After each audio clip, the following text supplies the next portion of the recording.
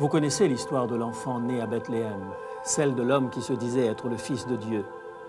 Mais comment pouvons-nous avoir la certitude qu'une chose aussi incroyable se soit vraiment passée? Comment affirmer sans se tromper que Dieu lui-même a pris une forme humaine et a vécu parmi nous? Aujourd'hui, vous allez en avoir la preuve irréfutable, et cela au cœur de la forêt tropicale de Colombie.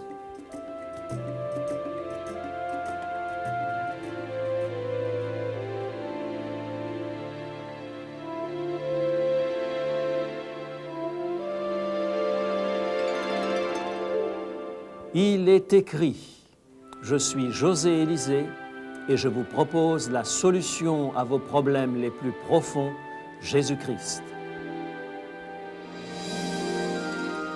Notre sujet d'aujourd'hui, Dieu dans la forêt tropicale.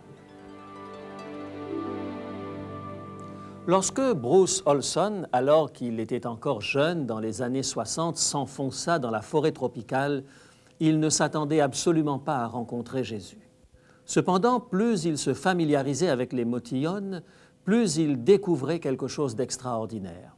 En apprenant leur langue, leur culture et leur légende, Bruce avait le sentiment de voir une incarnation saisissante de Jésus-Christ. Tout commença quand Bruce découvrit que ce peuple soi-disant primitif soupirait littéralement après Dieu. Les motillones croyaient qu'à un moment de leur histoire, ils avaient suivi un faux prophète et s'étaient éloignés de Dieu.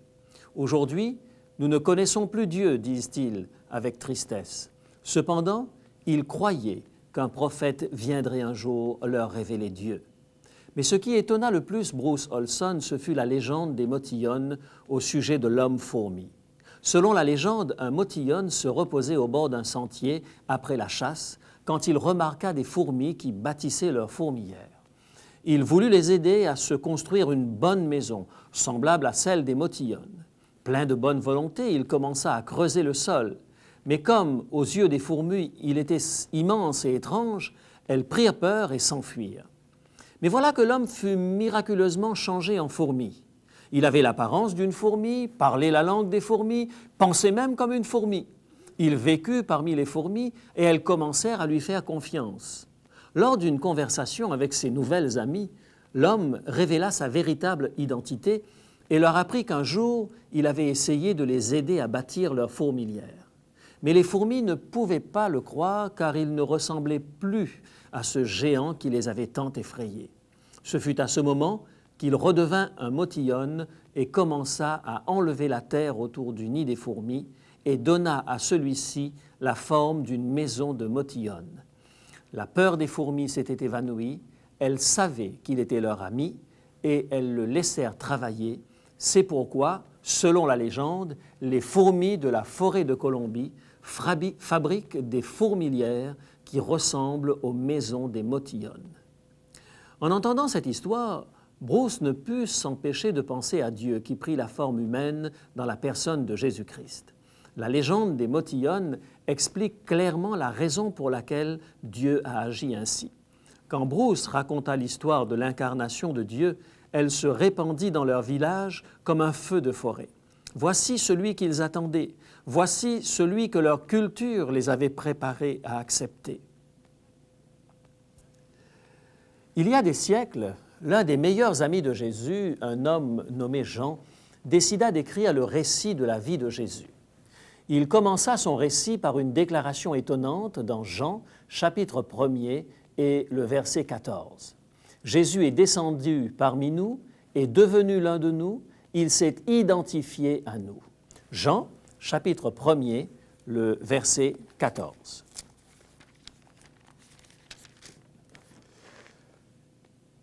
La parole, c'est ainsi que Jean appelle Jésus-Christ, a été faite chair et elle a habité parmi nous, et nous avons contemplé sa gloire comme la gloire du Fils unique venu du Père, pleine de grâce et de vérité. Jean dit clairement que la parole était Dieu et que cette parole est venue habiter parmi les hommes. Jean ajoute que Christ est la lumière qui éclaire tous ceux qui sont dans le monde. Jean, chapitre 1er, verset 9. Bruce Olson découvrit que cette population coupée de toute civilisation dans la forêt tropicale de Colombie avait été préparée à recevoir le Christ. Isolée du reste du monde pendant des siècles, elle avait été préparée à recevoir celui qui était venu sous une forme humaine pour nous sauver. La lumière qui éclaire chaque être humain était venue vers eux. L'histoire ne s'arrête pas là. Bruce Olson eut bien de la peine à se frayer un chemin dans cette jungle de Colombie. Son expérience remarquable illustre un autre aspect de l'incarnation. Si vous êtes en train de vous demander pourquoi Dieu ne se manifeste pas de la même manière à vous, laissez-moi vous dire qu'à nous, le privilège a été donné d'entendre Dieu nous parler par la Bible. Pour vous aider dans votre découverte de la Bible, je vous propose nos guides d'études bibliques, Bible en main. Ces guides vous conduiront étape par étape dans une découverte des Saintes Écritures. Je vous donnerai d'autres renseignements à la fin du programme. Bruce Olson était le type même de l'anti-héros. En secondaire, il était le genre d'élève que tout le monde évitait. Pâle, maigre et myope, il était gauche et se heurtait aux meubles. Personne ne voulait de lui dans son équipe. Il était celui qu'on choisissait quand il n'y avait plus d'autres possibilités. Il n'était intégré dans aucun groupe social. Le pire, c'est que Bruce se sentait étranger dans sa propre maison. Son père était distant et très rigide. Il y avait toujours des disputes à la maison, au point que les seuls moments de tranquillité étaient ceux où personne ne se parlait. Dans ce contexte, Bruce se replia de plus en plus sur lui-même. Mais un jour, il commença à lire ce que le Nouveau Testament disait au sujet de Jésus-Christ. Il découvrit en Christ une personne qui devenait de plus en plus réelle dans sa vie. Un verset en particulier attira son attention, Matthieu chapitre 18 et le verset 11. Jésus dit au sujet de lui-même, Matthieu chapitre 18 et le verset 11, « Car le Fils de l'homme est venu sauver ceux qui étaient perdus. » Un texte très simple qui illumina la vie de Bruce. Cet adolescent confus et blessé se sentait vraiment perdu. Mais voilà qu'il découvrait que Jésus est venu dans ce monde pour sauver les perdus, pour le sauver. L'Évangile devint pour lui une bonne nouvelle. Mais Bruce ignorait comment un enfant solitaire perdu dans le Minnesota pouvait se mettre en rapport avec le Fils de Dieu. Un autre verset l'éclaira là-dessus. Romains chapitre 10, verset 9. Romains chapitre 10, verset 9. Si tu confesses de ta bouche le Seigneur Jésus, et si tu crois dans ton cœur que Dieu l'a ressuscité des morts, tu seras sauvé. C'est tout, se dit Bruce, émerveillé. Croire seulement? Il n'est pas nécessaire de faire quelque chose d'héroïque. Croire tout simplement?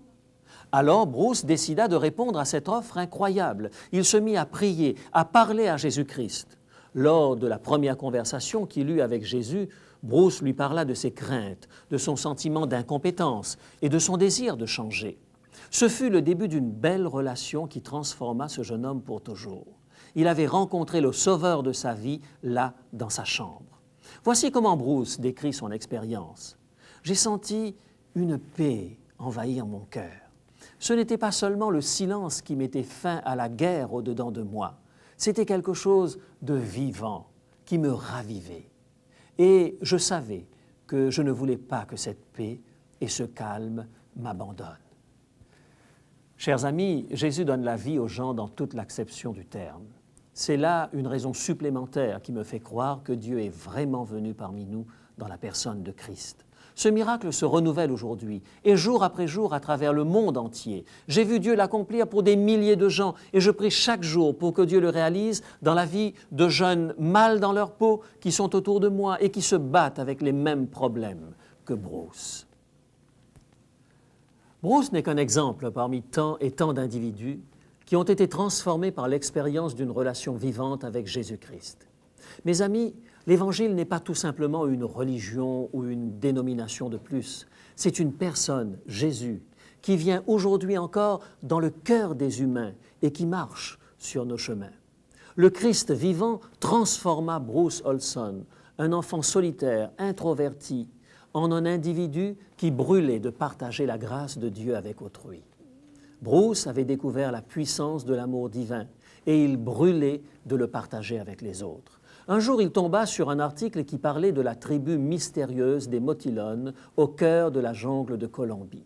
il eut l'idée d'aller leur parler de Jésus, alors il économisa de l'argent pour un aller simple pour l'Amérique du Sud. Les Motilones avaient tué la grande majorité des étrangers qui s'étaient aventurés sur leur territoire. Bruce n'avait que 19 ans. Il n'avait jamais visité une forêt tropicale. Il n'était soutenu par aucun organisme. Il ne savait rien de la communication interculturelle. En d'autres termes, ses chances de survie dans la jungle étaient pratiquement nulles.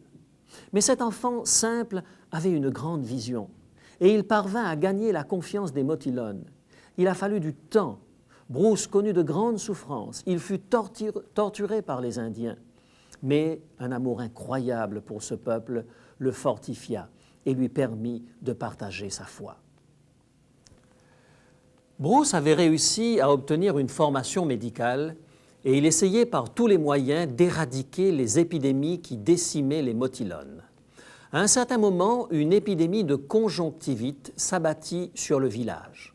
En un temps record, toute la tribu fut infectée. La conjonctivite se traite facilement avec des antibiotiques. Mais les Motilones ne voulaient rien savoir des médicaments de Bruce. C'était pour les Blancs. Ils préféraient aller consulter leurs guérisseurs qui prononçaient de longues incantations sur leurs yeux malades. Bruce voulait aider ces gens à guérir, mais il tenait à respecter leurs traditions. Alors il fit quelque chose d'absolument insensé. Il se rendit vers un homme qui souffrait de conjonctivite grave, il frotta son doigt au coin de l'œil de cet homme, puis il barbouilla ses propres yeux avec le pus. Il écopa d'une grave infection. Mais au lieu de se contenter d'appliquer un antibiotique sur ses yeux, il alla consulter la guérisseuse Motilone. Il accepta d'écouter ses incantations, mais tout comme pour les Motilones, elles ne lui furent d'aucun secours. Il alla de nouveau auprès d'elle et lui donna un peu de théramycine, puis il demanda d'en oindre ses yeux en même temps qu'elle prononçait ses incantations. 3 jours plus tard, les yeux de Bruce étaient guéris. Alors il persuada la femme d'appliquer l'antibiotique sur les yeux des autres malades en même temps qu'elle faisait ses incantations. La tribu entière fut guérie en un temps record. Ce fut le point de départ des cliniques de Bruce. L'espace de quelques années, il établit 8 dispensaires qui furent tous confiés à des Motilones qu'il avait formés. L'épidémie s'arrêta.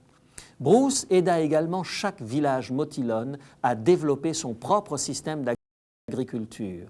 Ils bénéficièrent d'une alimentation bien plus équilibrée en cultivant du maïs et en élevant des animaux. Le plus surprenant, c'est que l'Évangile se répandit dans la tribu des Motilones comme une traînée de poudre. Ils virent en Jésus la réalisation de leurs espérances et l'accomplissement de la prophétie racontée depuis des générations par leur tradition tribale. Au début, les Motilones montraient une indifférence totale aux souffrances des autres. Ce comportement était un obstacle à la cohésion du groupe. Mais grâce à la découverte de Jésus, leur approche culturelle fut modifiée. Certains colons avides de Colombie les avaient exploités, les spoliant et amputant leur territoire.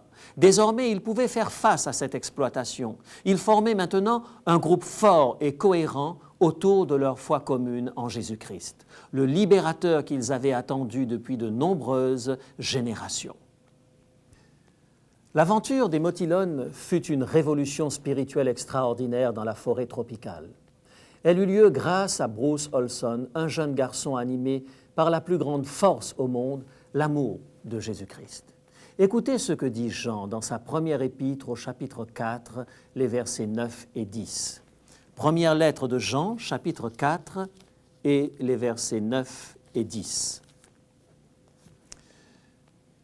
L'amour de Dieu a été manifesté envers nous en ce que Dieu a envoyé son Fils unique dans le monde afin que nous vivions par lui. Et cet amour consiste non point en ce que nous avons aimé Dieu, mais en ce qu'il nous a aimés et il a envoyé son Fils comme victime expiatoire pour nos péchés. Un Dieu proche de nous, qui aime comme un être humain. Il nous apprend ce qu'est l'amour véritable. Celui qui a subi la croix nous montre ce qu'est l'amour. Bruce Olson avait goûté à cet amour transformateur. C'est pourquoi il n'a pas craint d'étendre sa main et de toucher un indigène qui était infecté et mettre le pu qui suintait des yeux de cet homme sur ses propres yeux. C'est seulement lorsqu'on aime jusqu'à la démesure qu'une révolution spirituelle devient possible dans la forêt tropicale de Colombie.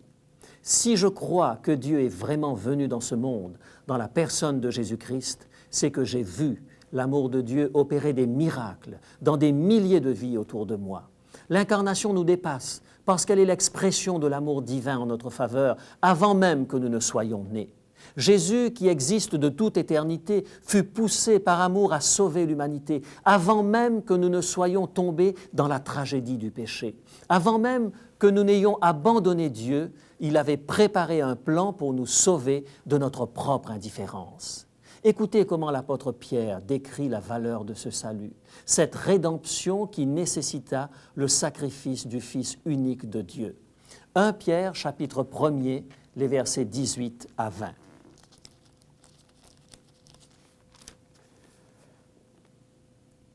Ce n'est pas par des choses périssables, par de l'argent ou de l'or que vous avez été rachetés de la vaine manière de vivre, mais par le sang précieux de Christ, comme d'un agneau sans défaut et sans tache, prédestiné avant la fondation du monde et manifesté à la fin des temps à cause de vous.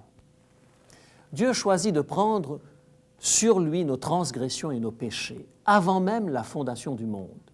Le plan du salut, préparé avant la fondation du monde, allait transformer la tragédie humaine en rédemption.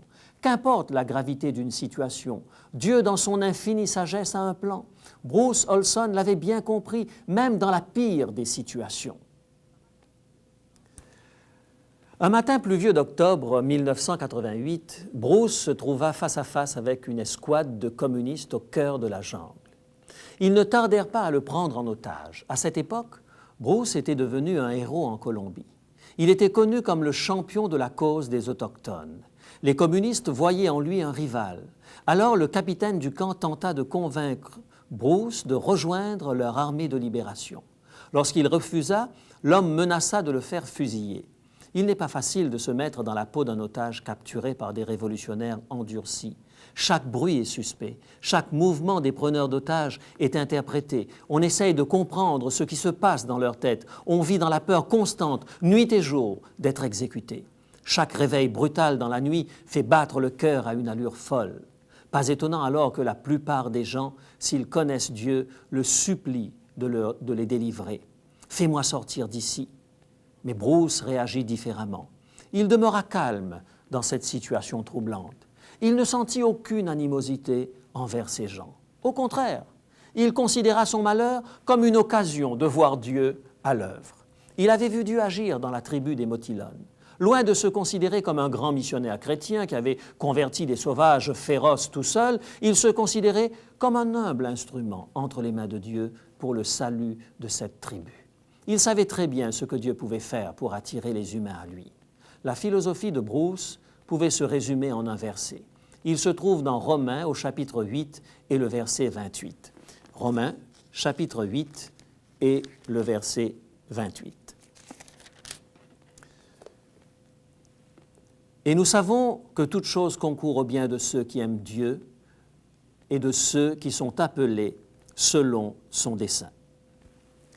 Bruce Olson savait que Dieu est capable de transformer les tragédies en bénédictions. Aussi décida-t-il de vivre sa captivité un jour à la fois et de rester attentif à toute occasion de bâtir un pont. Les occasions ne tardèrent pas à se présenter. Bruce remarqua que les habitudes sanitaires des soldats contribuaient à la propagation d'hépatite dans le camp. Ils crachaient constamment. Quand Bruce en parla à un officier, ils cessèrent de cracher partout. Ensuite, Bruce enseigna des techniques de premiers soins aux soldats et même un peu d'art dentaire. Il apprit également aux cuisiniers comment faire des sauces délicieuses avec les plantes de la jungle. Quand les soldats illettrés s'ennuyaient de leur conjointe absente, Bruce offrit de leur écrire les lettres d'amour qu'il dictait. Peu à peu, Bruce trouva de nouvelles possibilités de servir et il se fit de nombreux amis. Finalement, il devint le leader des groupes de discussion politique que les soldats organisaient régulièrement et commença à leur enseigner à lire et à écrire. Les soldats devinrent de plus en plus curieux au sujet de ce qui portait ce prisonnier à agir si différemment des autres prisonniers qu'ils avaient détenus. Ils l'interrogèrent au sujet de sa foi. Ainsi, le groupe de discussion politique devint un groupe d'études de la Bible. Bruce commença à leur parler de l'amour de Jésus-Christ qui avait transformé sa vie alors qu'il n'était qu'un adolescent au Minnesota. Après 9 mois de captivité, Bruce Olson fut libéré soudainement. Les chefs de la guérilla avaient appris que les Motilones et les tribus indiennes qui vivaient dans la région menaçaient de livrer une guerre à mort si leur ami n'était pas libéré. Chose étrange, à ce moment-là, Bruce avait déjà convaincu la moitié des communistes de donner leur vie à Jésus. Il avait vraiment trouvé l'occasion de bâtir des ponts et Dieu avait accompli de grandes choses par le moyen de la tragédie qu'il avait frappée. Chers amis, êtes-vous attentifs à ce que Dieu réalise dans le monde? Avez-vous conscience de la manière dont la vie peut changer parce que Dieu s'est fait chair et a habité parmi nous? Les plans merveilleux de Dieu peuvent illuminer votre vie. Sa grâce et son pardon peuvent guérir vos blessures. Sa puissance et son amour peuvent vous donner la force d'opérer des changements dans votre vie. Jésus-Christ est présent dans notre monde.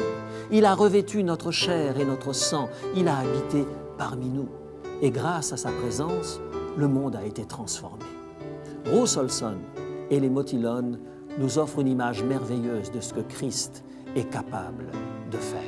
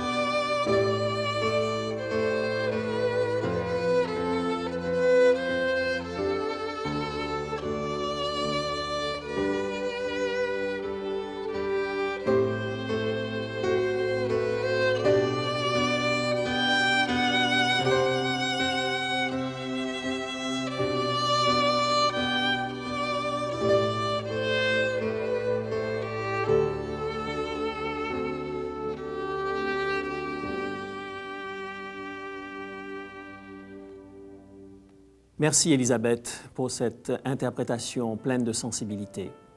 Prions maintenant. Père Tout-Puissant, merci de nous apprendre que tu es capable de changer les tragédies en bénédictions. Nous venons à toi avec les morceaux brisés de nos vies. Nous t'apportons nos frustrations, nos faiblesses et nos interrogations. Aide-nous, Seigneur, à voir clair en nous-mêmes. Nous voulons prendre un nouveau départ avec toi.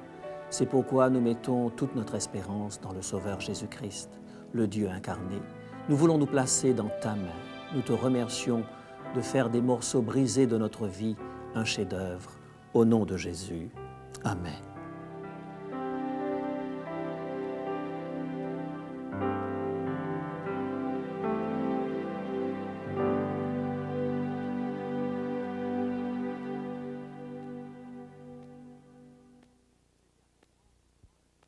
Pour vous aider à comprendre comment la vie de Christ concerne tous les aspects de notre vie, nous avons préparé à votre intention une série spéciale de guides d'études de la Bible, les leçons de Bible en main. Ces guides vous apprendront comment vivre à l'image de Jésus. Ils jetteront une lumière nouvelle sur les croyances chrétiennes. J'aimerais que vous fassiez l'expérience de Bible en main. Permettez-moi de vous envoyer les 3 premiers guides et entamer ce voyage de découverte. Le reste vous parviendra au fur et à mesure par courrier. Nous vous offrons ces guides gratuitement et sans aucune obligation de votre part. Alors appelez ou écrivez-nous pour les recevoir. Voici maintenant les renseignements dont vous avez besoin. Pour demander l'offre du jour, composez maintenant le 514-729-3515 pour la région de Montréal ou utilisez notre ligne sans frais 1-866-729-3515 si vous êtes de l'extérieur de Montréal. Il est possible que toutes nos lignes soient occupées au moment de votre appel. Composez à nouveau. Nos téléphonistes sont à votre écoute jusqu'à 10 heures ce matin. Mentionnez clairement le titre de l'offre demandée et parlez lentement afin que nous puissions bien noter vos noms et adresses. Je vous rappelle que vous pouvez vous procurer pour une somme modique les cassettes audio et vidéo de nos émissions ainsi que le texte du jour.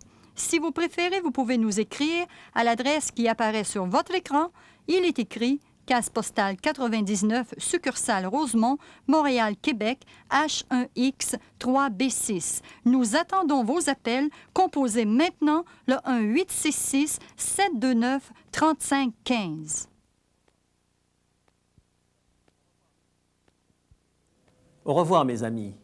Et d'ici la semaine prochaine, rappelez-vous, il est écrit « L'homme ne vivra pas de pain seulement, mais de toute parole qui sort de la bouche de Dieu. »